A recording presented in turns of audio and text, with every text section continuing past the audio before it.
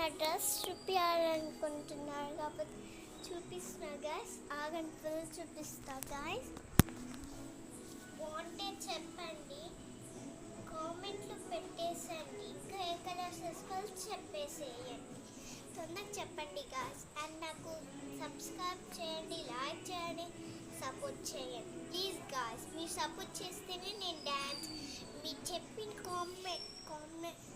కామెంట్స్లో నేను మొత్తం మీరు చెప్పింది మొత్తం చేస్తా, ఓకేనా గైస్.